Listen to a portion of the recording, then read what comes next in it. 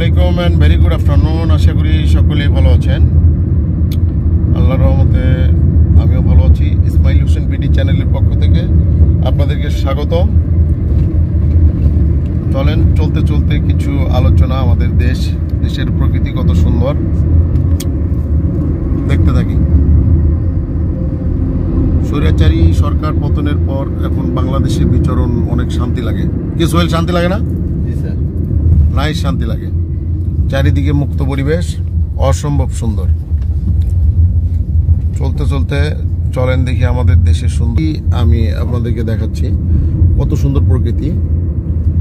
চারিদিকে শুধু সবুজ আর সবুজ।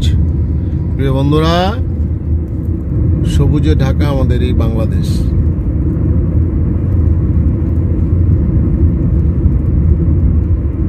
আজকে গরমের পরিমাণ একটু বেশি আছে, বৃষ্টি আসতে পারে। মেঘগুলো মনে হচ্ছে গাছের পাতা ছুঁয়ে দেবে। অনেক সুন্দর, দেখা যাক। আমি চেষ্টা করতেছি আপনাদের প্রকৃতিটা দেখানোর জন্য। অনেক সুন্দর, অসম্ভব সুন্দর আমাদের এই দেশটা। আমাদের এই সুন্দর দেশ নিয়ে অনেকেই ষড়যন্ত্র করছে। তো আমরা বাংলাদেশিরা যদি একসাথে থাকি, কি বলো সোহেল? আমরা যদি সবাই একসাথে থাকি তাহলে কোনো ষড়যন্ত্রই আর কাজে লাগবে না, রাইট?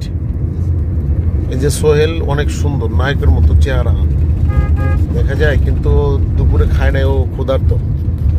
ও কোন সময় বাজায় টাজায় দিবে খুব চিন্তা ভাবনার ভিতরে আছি। ঠিক আছে, তো আসলে আগে খাওয়া দাওয়া করতে হবে। সোহেল, আমরা কোন জায়গায় আছি এখন? সাভার, রাইট? আমরা এখন সাভার অতিক্রম করছি। অনেক সুন্দর জায়গা, অসম্ভব সুন্দর। ঠিক আছে, অসম্ভব সুন্দর জায়গা। তো আমরা আগে ইন্ডিয়াতে অনেক জায়গায় ঘুরতে গেছি। এখন ইন্ডিয়া আমরা আর যাব না। আমরা ইন্ডিয়াকে আমন্ত্রণ জানাচ্ছি, তোমরা আসো, আমাদের দেশ দেখে যাও, ঘোরো।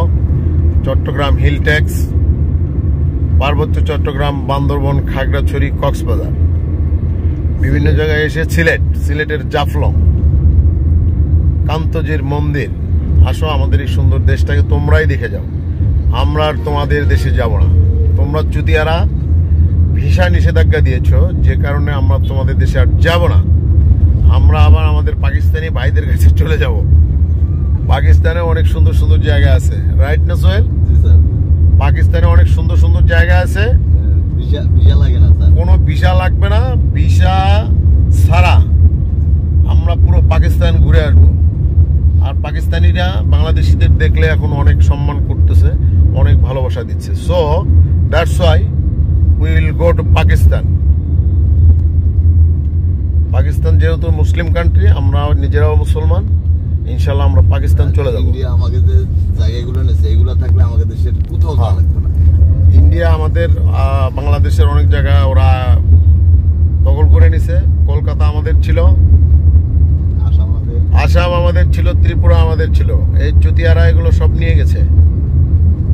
এগুলো আমাদেরকে এখন আমাদের ফেরত দিতে হবে। চুতিয়ারা বেশি বড় বড় কথা বলে। আর ইন্ডিয়ান প্রায় কত লক্ষ লোক যেন বাংলাদেশে চাকরি করে। 26 লাখ না কত? 26 লাখ লোক বাংলাদেশে চাকরি করতেছে। প্রতি বছর হাজার বিলিয়ন ডলার রেমিটেন্স দেশ থেকে নিয়ে যাচ্ছে। তোমরা তোমাদের দেশে যাও, এখানে থাকার দরকার নাই। চুতিয়ারা তোমরা দেশে যাও, ওখানে তোমাদের দেশে চাকরি করো। এখানে আমাদের দেশে চাকরি করার দরকার নাই। আমাদের দেশের বাইরেই চাকরি পাচ্ছে না। স্যার, আমার কাছে একটা জিনিস খারাপ লাগছে। হ্যাঁ, কি বলো সোহেল, বলো। হ্যাঁ স্যার, খারাপ লাগছে যে আমরা এই যে হিন্দু মুসলমান এত বছর ধরে একসাথে থাকি, কোনোদিন কিন্তু কোনো রকম হয় না। আমাদের গ্যাঞ্জাম নেই। ওরা খালি উল্টা পাল্টা, ওকে মিডিয়ায়, ঠিক আছে, ওকে লোকজন, ঠিক আছে, উল্টা পাল্টা কথাবার্তা বললে স্যার, ঠিক আছে, এই হিন্দু মুসলমানের ভিতরে একটা দাঙ্গা সৃষ্টি করতেছে। ওই শালারা ফাউল, ওরা নিজেরা উগ্রবাদী। এই কিছুদিন আগে এক মহিলা, ঠিক আছে, তার মন্দির ভাঙে নাই, কিছু না, ঠিক আছে, সে লাইভে এসে কয়েকবার কান্নাকাটি, চিল্লি, ঠিক আছে। পরে আমরা খোঁজ খবর নিয়ে দেখি, ঠিক আছে স্যার, কিচ্ছু হয়নি, ঠিক আছে। এলাকার লোকজনের কাছে জিজ্ঞেস করা হয়েছে, তাকে হিন্দু গোষ্ঠীর দ্বারাই, ঠিক আছে, কিচ্ছু হয়নি, ওরা নিজেরা এগুলো করছে। হ্যাঁ, এগুলো তো ইন্ডিয়ার, এগুলো হচ্ছে কি বলে চক্রান্ত। বাংলাদেশে হিন্দুরা অনেক শান্তিতে আছে এবং আমরা কোনোদিন কোনো সংখ্যালঘু আমাদের দেশে মানুষের উপরে আক্রমণ করি না, এবং ইন্ডিয়ার চাইতেও বাংলাদেশে হিন্দুরা অনেক শান্তিতে আছে। আমরা ভাই ভাই, ওকে মতো করি নাকি যে আমাকে যে মুসলমান গুলো ইন্ডিয়ায় আছে তাকে উপরে যে অত্যাচার গুলো ওরা করে আমরা কি ওরকম করি ওদের সাথে? ইন্ডিয়াতে বাংলাদেশের মুসলমানে কি বাংলাদেশের মুসলমান না, ইন্ডিয়ান মুসলমানদের উপরে তারা যে পরিমাণ অত্যাচার করে তার কোনো অংশ আমরা আমাদের দেশে এরকম কোনো দাঙ্গা হাঙ্গামা নেই। আমাদের এখানে কোনো সংখ্যালঘু সংখ্যাগুরু নাই, আমরা সবাই ভাই ভাই, একসাথে পথ চলি, একসাথে খাই, কোনো সমস্যা নাই। চুতিয়ারা বেশি ফালতু কথাবার্তা বলবো না। উগ্রবাদ আর কি বলে, এই পাইনচোদেরা বলে উগ্রবাদ, ওই শালারা হচ্ছে আসল উগ্রবাদ। ওরা চায় যে আমরা ইন্ডিয়ার দাসত্ব হয়ে যাই।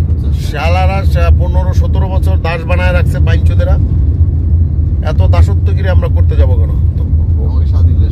স্বাধীন রাষ্ট্র, আমাদের সাথে ভালো সম্পর্ক রাখো। আমরা কি তোমাদের কোথাও আঙ্গুল দিতে গেছি? আমরা কি আঙ্গুল দেই কারো পিছনে আঙ্গুল তো আমরা দেই না, তাই না? তোমরা এত লাড়ালাড়ি করো কেন? তোমরা সুসম্পর্ক বজায় রাখো। সম্পর্ক হবে সমতার ভিত্তিতে, কোনো পার্সিয়ালিটি চলবে না। ওকে, এই দেশ স্বাধীন, এই দেশে স্বাধীনভাবে আমরা বাঁচতে চাই। আমাদের কারোর সাথে শত্রুতা রাখার দরকার নাই। কেউ আমাদের সাথে না লাগলে আমরা কারোর সাথে লাগবো না, এটাই হচ্ছে শেষ কথা, নাকি সোহেল? এখন খিদা তো ঠিকই লাগছে, খাবা কই? সাবার পার হয়ে যাচ্ছ, কোন দিকে কি খাবা কাও দেখি? যন্ত্রণা।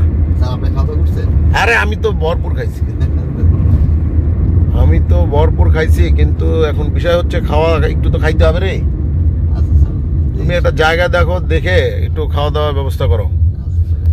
তাহলে হচ্ছে আমাদের মিশন এবং ভিশন হচ্ছে আমরা কারোর সাথে শত্রুতা চাই না, সকলের সাথে আমাদের সম্পর্ক ভালো থাকুক। কিন্তু কেউ যদি আগ বাড়ায় লাগতে আসে তাহলে আমরা কিন্তু ছেড়ে কথা বলবো না, রাইট? সুতরাং আমাদের অনুরোধ, আমরা এই ছোট্ট দেশ, আমাদের সুন্দর দেশ, আমরা এখানে হিন্দু মুসলিম বৌদ্ধ খ্রিস্টান সবাই একসাথে থাকতে চাই, একসাথে বসবাস করতে চাই, কোনো দাঙ্গা হাঙ্গামা চাই না। প্লিজ আমাদের পিছনে কারো লাগার দরকার নাই। আমরা অনেক শান্তিতে আছি এবং অনেক মানুষের চাইতে আমরা শান্তিতেই আছি, রাইট? এই শান্তি আমাদের অবিরতভাবে চলতে থাক। আমরা কারো রক্ত চক্ষু আর সহ্য করব না, ঠিক আছে? তো যারা রক্ত চক্ষু দেখানোর চেষ্টা করো, একটু আধিপত্য বিস্তার করার চেষ্টা করতেছো, তোমরা এগুলো ভুলে যাও ভাই। আর যারা ইন্ডিয়া নিয়ে করে, ঠিক আছে, তাকে ইন্ডিয়া চলে যাক তারা। আর এই বিষয়ে নাশকতা করার দরকার নাই। বাংলাদেশে পয়সা, বাংলাদেশের বিরুদ্ধে চক্রান্ত করার দরকার নাই। ইন্ডিয়াকে যাদের ভালো লাগে ভাই, কোনো সমস্যা নাই, তোমরা ইন্ডিয়া যাইতে পারো। অন্তর্বর্তী সরকারের সাথে কথা বলে তোমাদের ইন্ডিয়ার প্রীতি যদি বেশি থাকে যাও, চলে, কোনো সমস্যা নাই। কিন্তু বাংলাদেশের বিরুদ্ধে বাংলাদেশে বসে চক্রান্ত করা যাবে না। দেশটা সবার, হিন্দু মুসলিম বৌদ্ধ খ্রিস্টান, দেশটা সবার, সবাইকে নিয়ে আমরা একসাথে ভালোভাবে থাকতে চাই। Thank you very much. দেখা হবে আবার নতুন কোনো ভিডিওতে। এই রাস্তায় রাস্তায় চলতে চলতে ভিডিও চলবে। সবাইকে অসংখ্য অসংখ্য ধন্যবাদ। আল্লাহ হাফেজ।